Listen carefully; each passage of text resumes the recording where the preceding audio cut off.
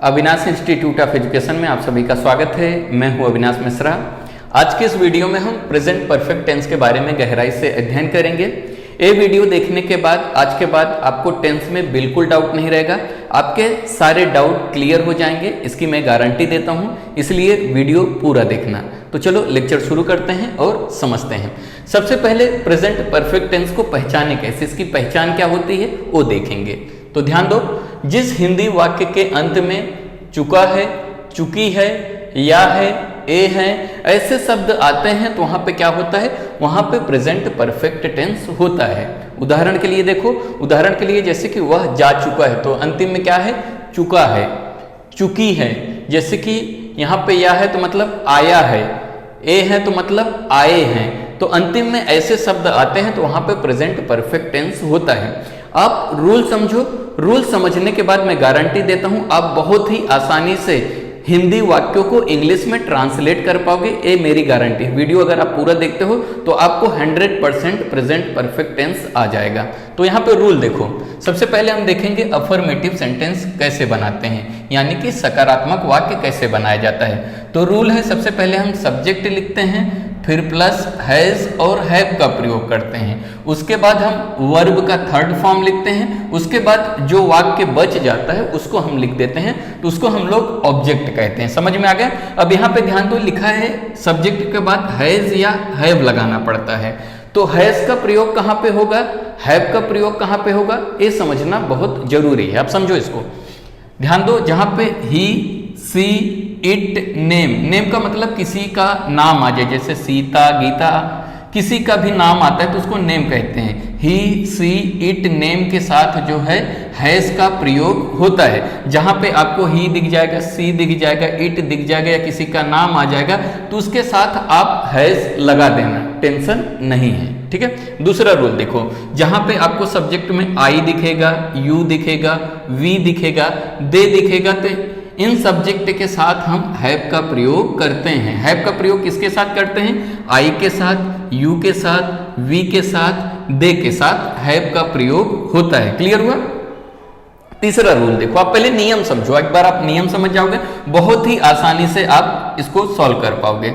तो third rule है, singular subject के साथ जो है हैज का प्रयोग होता है और प्लूरल सब्जेक्ट के साथ जो है हैव का प्रयोग होता है। तो यहाँ पे ही, सी, इट, नेम जो है सिंगुलर सब्जेक्ट है, इसके लिए इसके साथ हैज का प्रयोग होता है।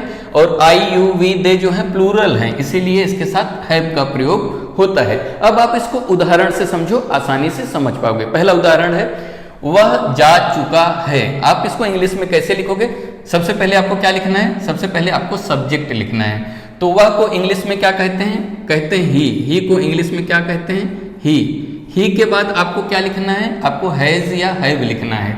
तो ही के साथ किसका प्रयोग किया जाता है, ही के साथ हम हैज का प्रयोग करते हैं, इसलिए ही के साथ आप लिखोगे हैज।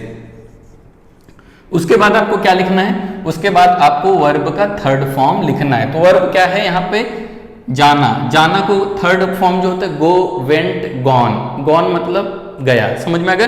तो ही हैज गॉन लिख दोगे आप, ही हैज गॉन हो गया, मतलब वह जा चुका है। आपका एक सेंटेंस जो है तैयार हो गया। क्लियर हुआ? अब दूसरा देखो, वह खा चुकी है।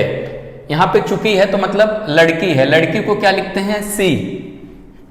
दूसरा देखो, सी के साथ किसका प्रयोग होगा, सी के साथ हैज का प्रयोग होगा, इसलिए हमने क्या किया, सी हैज लिख दिया।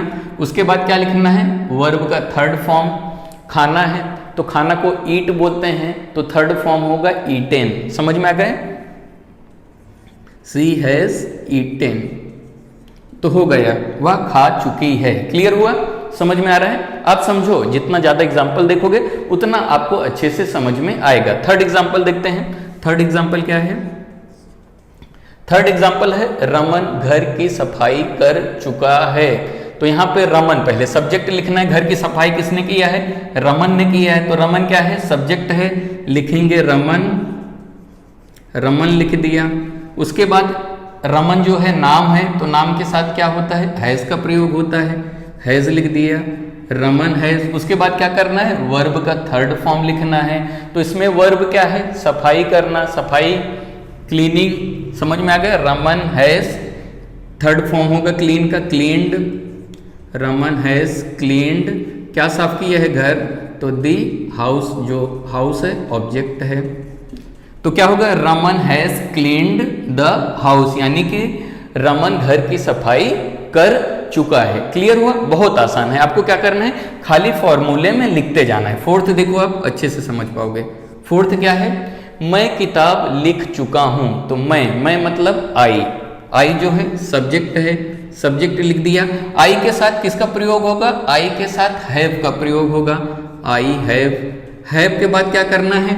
वर्ब का थर्ड फॉर्म लिखना है। तो थर्ड फॉर्म क्या है? मैं किताब लिख चुका हूं। लिखना जो है वर्ब होता है। लिखने को इंग्लिश में क्या कहते हैं? राइट कहते हैं। तो थर्ड फॉर्म क्या होगा? रिटेन।